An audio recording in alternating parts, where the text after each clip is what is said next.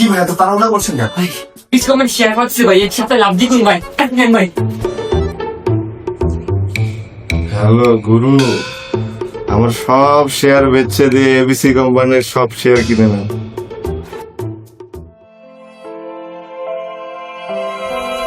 ভাই শেয়ার বাজারে লস।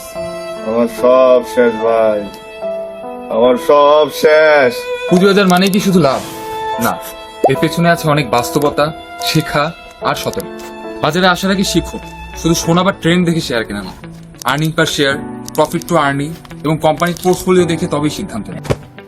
গুজব নয়, তথ্যের উপর ভরসা করুন।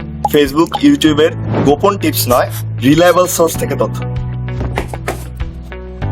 লং টার্মে চিন্তা করুন, আজ কিনে কাল বিক্রি করলে যে লাভ হবে এমন চিন্তা বাদ দেন। ভালো কোম্পানিতে ধৈর্য ধরলে তবেই মুনাফা। লোকসানে থাকলেও ভেঙে পড়বেন না।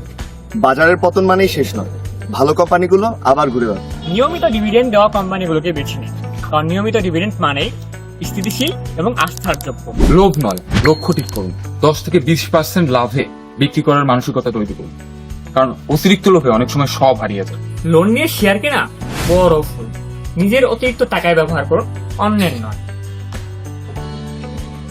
নিয়মিত কোম্পানির খবরও, শুধু দাম নয়, নতুন project, financial report, annual general meeting, এসব কিছু নজরে রাখুন। নিজের সিদ্ধান্ত নিজে নিন, অন্যের কথায় নয়। আপনার নিজের গবেষণায় আপনার সবচেয়ে বড় শক্তি।